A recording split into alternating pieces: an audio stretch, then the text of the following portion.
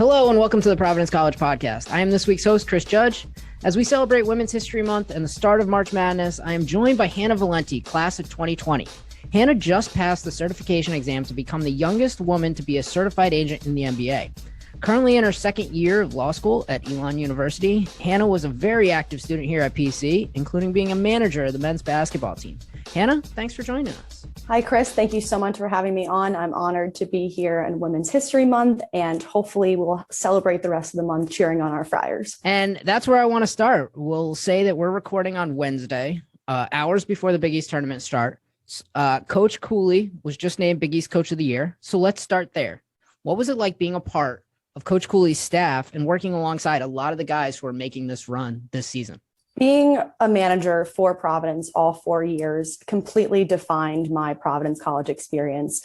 I reached out to Coach Cooley right upon my early decision acceptance, my senior year of high school. At that time, I had just finishing up the season at my high school. I was managing the boys basketball team. So I reached out to Coach Cooley on a limb, explaining how excited I was and how much I enjoyed managing my boys basketball team. So I reached out, I interviewed with the graduate assistant, Matt Garvey, at the time, and that's what kind of started this whole process. But the relationship that I built with Coach Cooley, the players, especially Khalif and Alpha, who were in my grade, and the managers and the entire coaching staff, was honestly incredible. To be able to be such a special part of the team that truly emphasizes family. And I know that among the discussion of any college basketball team, you talk about culture, and it's really hard to describe how much of a family culture the Providence basketball team really is. And I feel really fortunate to have formed a connection with Coach Cooley and the players, and to just play a small role in our success during my 4 years. So let's talk about what is it that a manager does on a daily basis with the team. A lot of people, they might see all the students who are working behind the team in their polo shirts, but it's more than just handing out water at a game. Can you give us a sense of what it is on a daily basis, what you were doing? Absolutely. So the managers like to say that we're the first in the gym, last to leave, to turn the lights on and off. So on a typical game day, we're arriving at the dunk 3 to 4 hours beforehand. We're setting up the locker room. We're making Powerade. We're doing everything that we can to be prepared for the team's arrival completely ahead of time. And then the night before the game, we're setting up, we're doing late night drills. Before practice, we're getting to the gym an hour and a half before. We're rebounding. We're constantly available for whatever the team needs. And the day-to-day responsibilities vary a little bit, starting at your freshman year. You're doing tasks that are, I would say, at the bottom of the totem pole. You're assigned to disinfecting the locker room during flu season. You're cleaning the balls. You're doing the players' laundry. And then year by year, as I progressed as a manager, I was given more and more responsibility. I was able to travel with the team on so many incredible Big East games. And really, that's when the relationships started to form as well. But basically, you're doing all of the behind the scenes tasks that nobody gets to see. It's a selfless job. It's a position that I would say obviously is essential to any successful Division I or any division basketball program, but you're doing the tasks that no one really wants to do. And you're doing it with a smile on your face because you truly see the fruits of your labor day in and day out, and you're rewarded greatly. You're traveling with the team, you're celebrating with the team, you're on the court with the team. So the little day-to-day duties aren't exactly glamorous or fun, but the rewards, they really are great. You missed the best part, which is the gear. Oh, absolutely. I am decked out in Providence gear. My friends actually in law school and at home make fun of me because it's really all I wore throughout 4 years. I would show up to class and people would ask me, "Oh, are you on the basketball team?" I said, "Oh, I'm actually with the men's program." But the gear is a nice little bonus, definitely. I still wear the sweatpants that I had when I was a manager almost 20 years ago now to bed at night. They're starting to get holes. But, and I won't wear them out in public, but yes, it still lasts with you for a long, long time. So did you have the privilege or the curse of driving the cargo van to the Dunkin' Donuts Center? Yes, I'm from right outside of New York City, so I'm really not, to be honest, the best driver, most comfortable driver. But one of my fondest memories, honestly, was just driving with the players and just the chaos that that ensued, driving the vans around.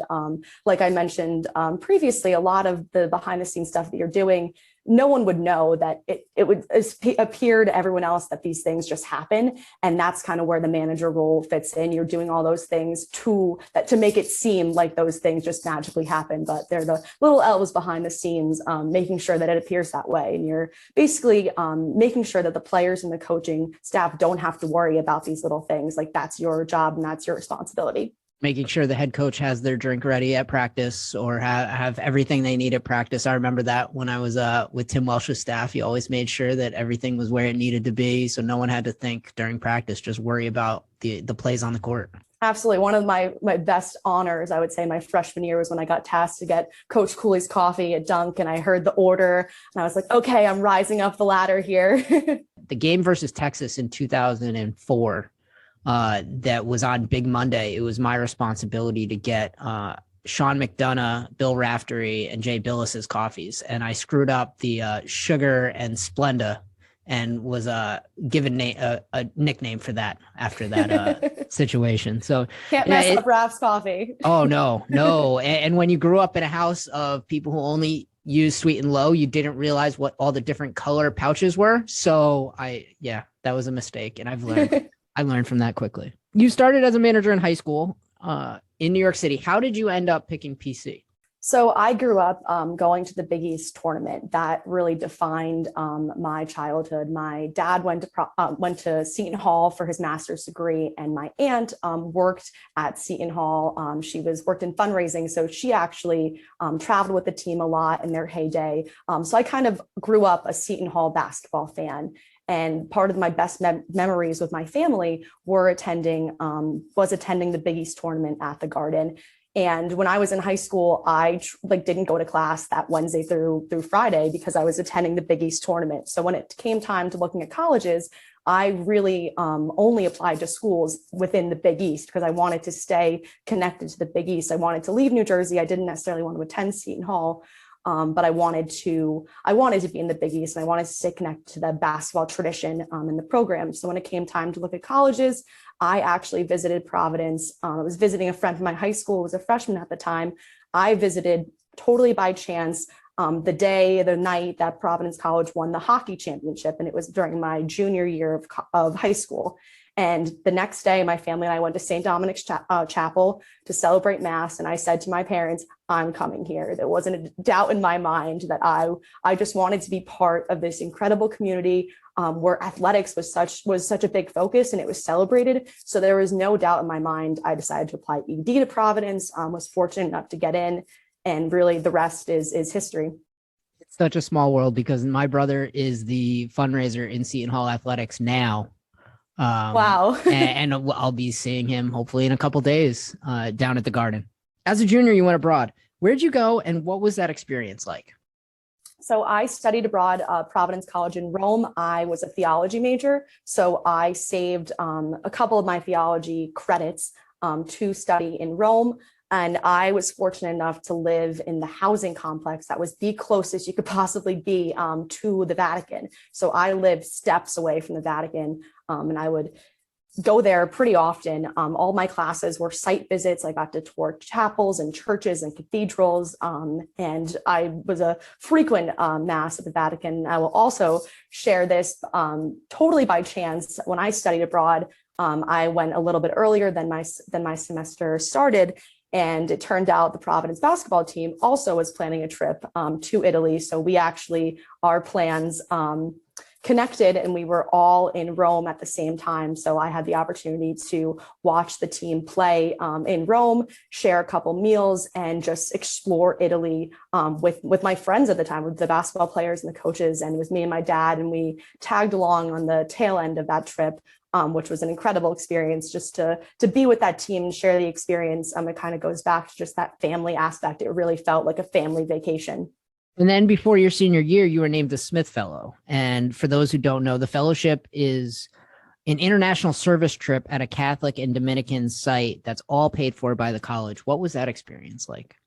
It was an incredible experience. I chose to apply to the Smith Fellowship that I did, which was St. Lucy's School for the Blind in Sydney, Australia, because I always felt a connection that I always wanted to be a lawyer, but I thought in the back of my mind that teaching was maybe something that I would eventually do or fall back on. So I always had a desire to teach. So once I found out about the Smith Fellowship program, I went to a seminar during my freshman year of a fellow who did this exact program. And I said, this is exactly what I want to do. So I applied for the fellowship, got the fellowship, and spent 6 weeks in Sydney teaching special needs children at St. Lucy's. And it was an incredible experience. I mean, I really learned so much. I grew tremendously in my faith. I connected with a Dominican sister and who I'm still talking to this day, but I'm so grateful for that opportunity to explore that career. Who knows what the future, but I'm really fortunate to have that experience and to learn more about the Dominican culture. I learned so much during my time there, just learning. And I'm grateful. I love to travel, and to have that opportunity to live in across the globe was a really incredible experience. You were also an admission ambassador and a member of the Student Alumni Association. What is it about this place that you want to convince more people to come to or give back and support PC? Absolutely. So I became an admissions ambassador during my freshman year, was an admissions ambassador all 4 years. And then senior year, I served as an admissions fellow, and I interviewed prospective students during my whole fall trimester.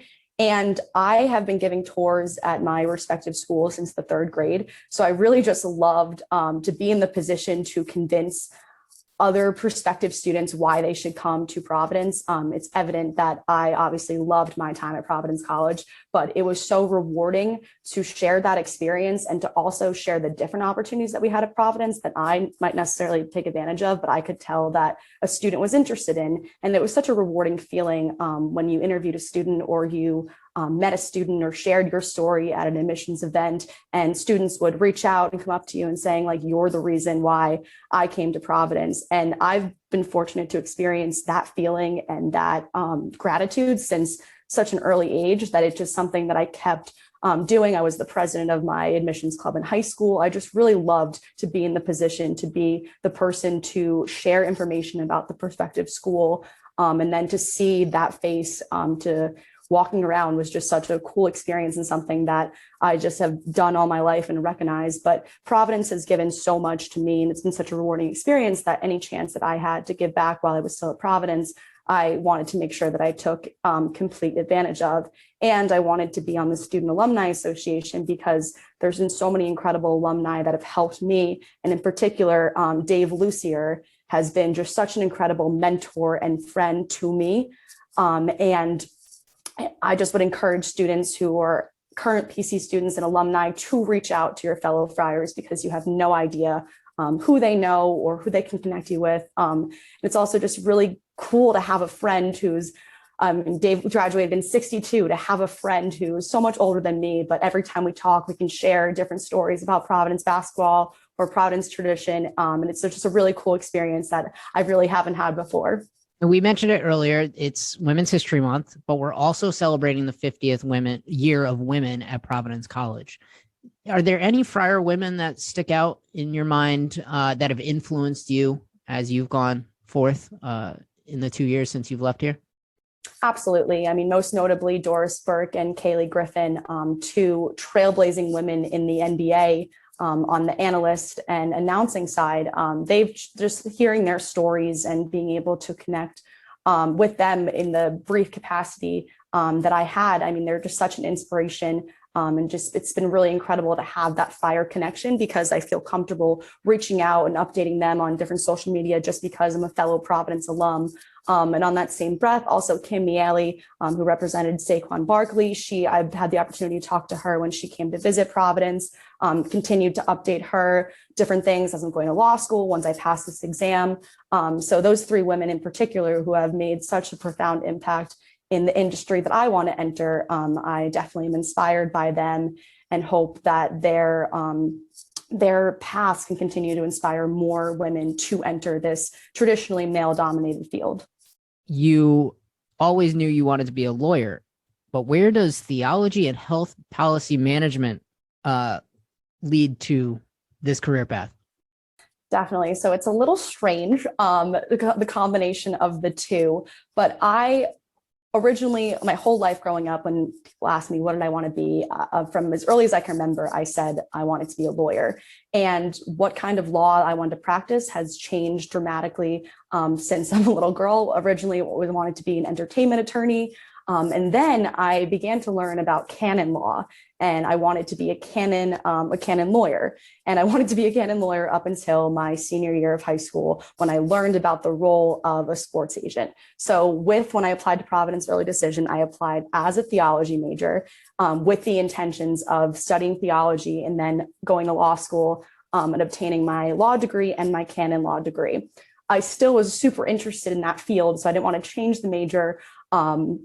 I still wanted to study it and study that my theology deeper, but I also took HPM 101 my freshman year and absolutely fell in love with the course. My dad is super involved in public health, so I've always been exposed to how much positive can come out of advocating for. My dad works Partnership for Drug-Free New Jersey, so I've seen the dramatic impact that he's had on New Jersey legislation. So I always was in the back of my head about studying public health, but it wasn't until I took HPM 101 that I decided I wanted to double major in the two, and any chance that I got at Providence to find the intersection of the two, which isn't something that most people think about, I fully took advantage of. And anytime I could find any kind of intersection and kind of intermingle the two, I absolutely took advantage of. And I credit both degrees, honestly, for helping me get to this point, because theology is all reading and writing, and health policy is trying to find solutions to difficult problems. And I think that, yes, they're not traditional paths to law school, but they've definitely helped me become a better reader, a better writer, and a better critical thinker to really difficult questions. How does a Jersey girl who went to high school in New York City, came to Providence College, end up going to school in North Carolina? Excellent question. I ask myself that sometimes too. What really attracted me to Elon, it's a 2.5-year program as opposed to a 3-year traditional program. And going to law school right out of undergrad, I graduated in May, started in Elon in August. I was really, really attracted to the idea that I would be able to not only graduate in 2.5 years, but also take the bar 6 months earlier and begin to really enter the workforce earlier. So that was really attractive to me. And Elon also has a program that no other law school has, and it's called a residency program. So you are in the field working as a quote unquote resident, which would translate to a legal extern or intern, and you're getting that legal experience. And I begin my residency in the spring trimester in about 2 weeks, and I'll be working at the High Point University Athletic Compliance Office. So I'm really, really excited to have that opportunity to be on the other side and work with the administration and the athletic director at High Point, navigating these different compliance laws with name, image, and likeness, and making sure that High Point is in compliance with all of the NCAA bylaws. As we led off the episode, I mentioned you were the youngest female certified to be an agent. I know Erica Nardini, CEO of Barstool, mentioned it on her podcast, and you're younger than any of the previously published reports of anyone who's been certified as an agent. So first, tell me what that process consisted of and how you got there. Definitely. So the process of being an agent has been something that's been on my mind since sophomore year of college, is when I really decided that this is the career path that I was going to enter. And a lot of people, professors and my friends and even my parents, really said, maybe you shouldn't be so laser focused. You should kind of expand the nets, because I was so focused on this one thing. I didn't want to think about anything else. But I think it's really paid off being so laser focused, because I've been able to obtain this really important certification to me while also being in law school. But the way the process works is I started in about October, and I applied through the National Basketball Players Association website. I went through a background check, and then during the first week or two of January, I got an email saying that I was eligible to sit for the test. And the test is a 50-question multiple choice 3-hour exam. And the test basically the test is required so that agents know what they're talking about when they're dealing with NBA contracts. And the content that's tested on the exam is the collective bargaining agreement with the NBA and the NBPA, which basically outlines all the rules and all the guidelines of how the NBA is operated. And I took a prep course starting in November, which is run by another female agent. She was certified 2 years ago, and her name is Dominique Stapleton. And I found Dominique's course basically by being so obsessed with this process and just looking forward to this process so greatly that I was able to find so many resources that really prepared me for the exam. And since I've been thinking about this process and knowing what the steps were for so long, that when it came time to actually take the exam, I didn't feel nervous. I didn't feel scared. I felt so prepared and was just so excited to finally be at this point because I've been thinking about this process for a good part of over 5 years. So this really was the culmination of everything that I've been thinking of and setting my sights on. And the reason why I took this exam this year as opposed to next year when I have my JD is because it coincides with the bar exam in February, and I wouldn't be able to take the two at the same time. So I didn't intentionally take it to be the youngest or because I wanted to take it right away. I took it because logistically it wouldn't work out with the bar exam, which I'm planning on taking next year in New Jersey next February. But it worked out. I mean, you're entering what is slowly changing, but is still a male-dominated field. And because of the timing, by coincidence, or obviously you said it wasn't planned, what does that feel like to be part of this changing landscape and be somewhat of a milestone being so young? I think there's definitely, I'm very proud and honored to be able to continue to break these barriers that have stood for so long. But it just motivates me more to help the next person in line. And so many females that I look up to in the sports industry and just in business in general are always talking about how they can pay it forward next. So while I'm extremely excited and honored to be the youngest, my focus right now is, okay, now when am I going to sign a client? I'm already thinking about the next thing, already thinking 10 steps ahead. I'm in the process of obtaining my FIBA certification. I have an email out to be certified for the WNBA. This is just the beginning. And while I totally am trying to relish that this is such a cool and historic milestone, I'm really looking forward to obtaining my law degree, taking the bar exam, and jumping into practice, and eventually, hopefully, signing my first client as soon as I can, honestly. I mean, I know there was a guy who came back for a 5th year here at Providence College who might need some representation coming up. So you might want to get on the phone soon. Definitely. I'm part of the reason why I'm obtaining my FIBA certification is because traditionally a lot of our players have played overseas. And it would be just an incredible honor to work with any Providence College player. Obviously, it'd be great to the ones I know, but I'm hopefully the ones I don't know and will continue to play at Providence and play for Coach Cooley. I entrust anyone that Coach Cooley recruits. I totally would love to work with them. I mean, Andrew Fonts definitely needs some help to get his name out there. We've already talked about it on Instagram, actually. Perfect. So the NBA has had labor peace for the most part since 2011. Do you see anything really changing when it expires in 2 more years? I think that the NBPA does such an incredible job of advocacy. And I think that among the other players associations, obviously, with everything that's going on with baseball right now, I think on the complete opposite end, the NBPA does an incredible job of really advocating for their players and taking the players' feedback. I think the NBA players we've seen the past couple of years are really embracing their role as social advocates. And I think that directly translates to the relationship that they have with the Players Association, with the league itself. So I really can't see it ever turning into a dispute that wouldn't be able to be solved privately. I don't think they would ever want to publicly debate their CBA in the way that Major League Baseball is currently doing right now.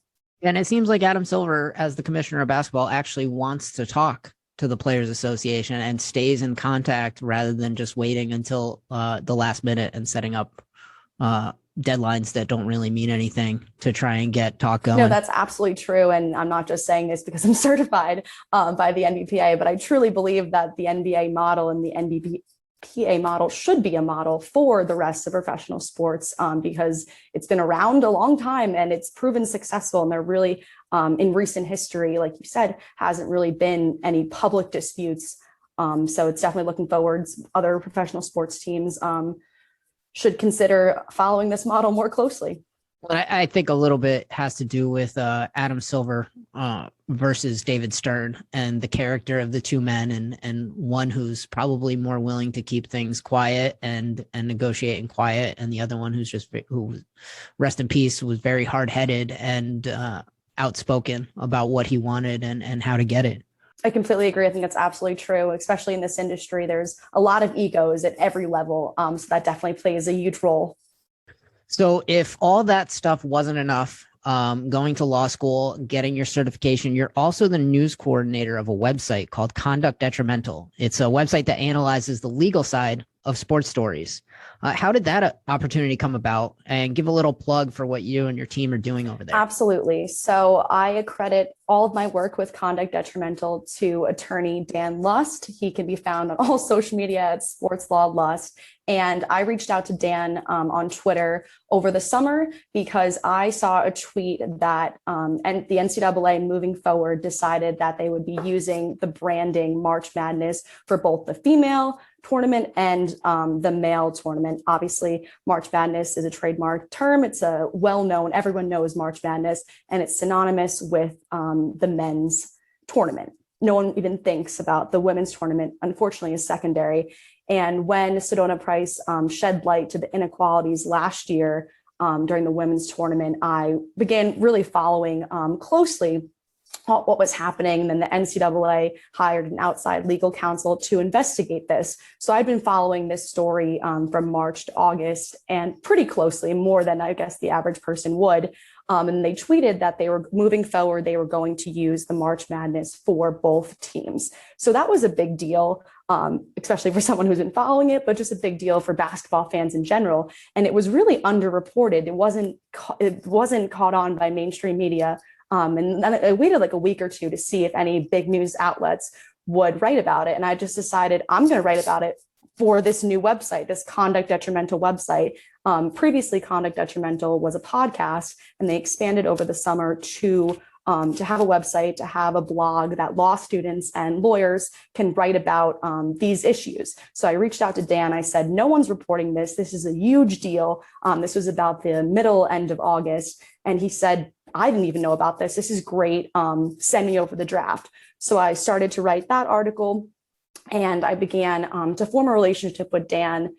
And Dan and I began to talk about what I wanted to do for the future and how I could kind of fit in at Conduct Detrimental. And we began to talk on the phone pretty regularly, trying to figure out the best spot for me to fit in.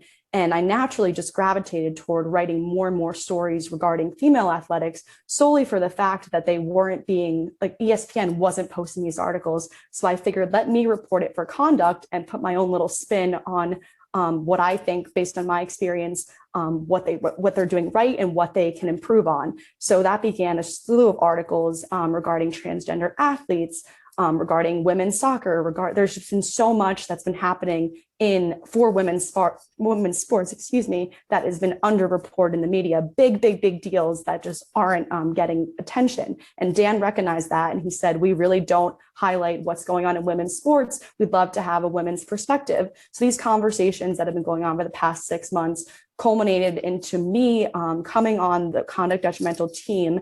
And on the website, we have a breaking news channel. So every day for about an hour to a day, I go through all the major news websites, tweets, and I compile a list of all the breaking news headlines for women's sports, for men's sports, with NIL, with sports betting, basically the whole array of what's going on in the sports law world. And it's great for me because it's really caused me to know everything that's going on. And then I also get the opportunity to share with people who wouldn't necessarily be seeing these stories about female athletics with such a larger audience. And to me, that's a great win, because obviously, being a woman in this industry, I want to make sure that female athletes are getting the attention that they deserve. We're seeing the fruits of that. Today, I was scrolling through Twitter and saw one of the first posters or signs at a women's site for March Madness. And so it took way too long and longer than it should have, and a NCAA tournament in a bubble during a pandemic to shine a light on it. But we are seeing it, but we also are seeing still the lack of equality in women's sports. And you wrote a story recently about the Brooklyn Nets and the New York Liberty owner Joe Tsai paid for charter flights for the New York Liberty to get to their games last year, and he was just fined $500,000 by the WNBA. Can you talk us through this story and what it's all about? Absolutely. So what a lot of people don't know is that the WNBA is owned half by the NBA league, and the other half is WNBA different owners. So basically what happened was New York Liberty was obtaining chartered flights that were paid for by their team owners. They used it to go to, they used it over a weekend trip, and then also for the second half of their regular season. And this is completely against what is agreed upon in the Women's National Players Association, CBA. And violating the CBA is a huge deal. And players are expected to read the CBA, but especially team owners are required to know what's in the CBA, what they agreed that their team will do. So all the teams agreed, and the Women's Players Association agreed that they would not be using chartered flights by any means. They would be flying commercial. And that's all that's in their CBA, that they're going to be flying commercial. There's nothing else. There's lots of obviously room for ambiguity there, but the WNBA received reports that they were using these chartered flights. And this basically just opens the conversation to the inequalities that men and women's sports face at all levels up to the professional level. They are not treated the same as their male counterparts. They're not awarded charter flights. They're not awarded private jets. They have to fly just like me and you would to go on a vacation or to go on a business trip. And then they're expected to play their basketball games and perform as professional athletes. So in my opinion, I personally think that there needs to be at all levels, especially women's basketball, women's soccer, there needs to be a conversation. If the team owners can afford to provide chartered flights, there's no explanation or reason why the WNBA would not want their players to take chartered flights to every game. If the league itself can afford it, which they definitely can, because the league put out that it's valued at $1 billion. So if this valuation is anywhere near accurate, the league can afford for all 12 of its teams to fly chartered flights, especially for the playoffs and finals. But I think regular season as well, because you have Division I men's programs at pretty prominent schools using chartered flights for all their games. And it's only right that this conversation is started, because it leads to the bigger conversation of how much are the women getting paid? What are their benefits? What is the maternity leave program? There's so many conversations that you have to have when you're dealing with female athletes that you don't have to have when you're dealing with male athletes. And I think that it's great that while obviously the fine is hefty, I agree when you break the CBA, there should be a fine, but that should never have been a provision in their CBA to begin with. The women simply deserve better if we're going to keep them in the same regard as we hail male NBA players. I mean, you said it a second ago, saying that travel like you and I travel, but we started taking charter flights as the Providence College basketball team when I was a manager 17, 18 years ago. And so an NCAA Division I team has been chartering this long, and teams had been doing it long before we started doing it here at Providence College. And the owners of the Liberty were just trying to put their players in a better position to win basketball games. And that's what sports is all about. It's kind of crazy that we're in professional sports and you have people complaining about fairness and participation trophies in a way to make sure everyone has the same level playing field. Absolutely. And I think that the rise of social media and the social media athlete has only just drawn more attention to the inequalities. And I think that that's great. And I think that it's opening the conversation, and more people who would never have even cared about the inequalities or wouldn't be exposed to them. It's happening in real time. And there's conversations from all women's sports, and the male athletes are kind of appalled that this is the way that female athletes are treated. And onto your point about charter flights, when I read this article a couple of weeks ago, I kind of laughed to myself, because here I am as a manager. I was flying first class with the team, getting cupcakes and hot towels. And I'm never touching the basketball court. Like, I'm just handing out water bottles. And here are professional athletes supposed to be the best women's league in the world, and they're not being treated the same way. That doesn't sit right with me, and a lot of people obviously have the same opinion as well. You wrote an article on spoonuniversity.com about the best ice cream at the Jersey Shore. How did that come about? So if this isn't evident by our conversation, I love to write, and I will write about anything and everything. I grew up at the Jersey Shore. And I got involved with Spoon University's charter, and they've reached out. And if you don't know what Spoon University is, it's basically just a website for college students to post different websites and different restaurants and reviews. So I got involved with Spoon University, and it was during the summer, and I really was bored. So I basically was like, let me just rank Jersey Shore ice cream around me. And it's really funny because people have like read that and responded to me, reached out to me like, oh, we tried this place or this place. But if you're curious and want to go check it out, Lighthouse is the best ice cream. It's located at the Jersey Shore. There's several locations. Definitely highly recommend. Part of the best part of growing up and being at the Jersey Shore was the abundance of choices that I had for ice cream. Well, and that's the thing. Like I used to go down to the Jersey Shore once or twice a summer because my grandparents lived in Brick, New Jersey. Okay. Right next door to Point Pleasant. And so now when I go down to visit my aunt and uncle, I'm going to have to try these 3 places that were on your list. And yes, I will be putting this link in the show notes for anyone else who is curious about the 3 ice cream places that Hannah listed as the best ones of the Jersey Shore. Being from an Italian family, Italian and Irish, mostly Italian, this comes from New Jersey, food is a culture. So anytime, part of the reason why I honestly studied in Italy, but food's important. And I'd love to share any recommendations for any kind of food if people are curious. All right. Sounds good. So we'll make sure people reach out to you on social media and to get the recommendations. So Hannah, I want to thank you. This has been a really fun conversation. And thank you for joining us on the podcast today. Thank you so much for having me on. I had a lot of fun too, and go Friars. Thank you for listening to this episode of the Providence College podcast. Please rate and review the podcast wherever you listen to podcasts, including iTunes, Spotify, Google Podcasts, and your smart speaker. Feedback is welcome at podcast@providence.edu. Again, thanks for listening, and go Friars.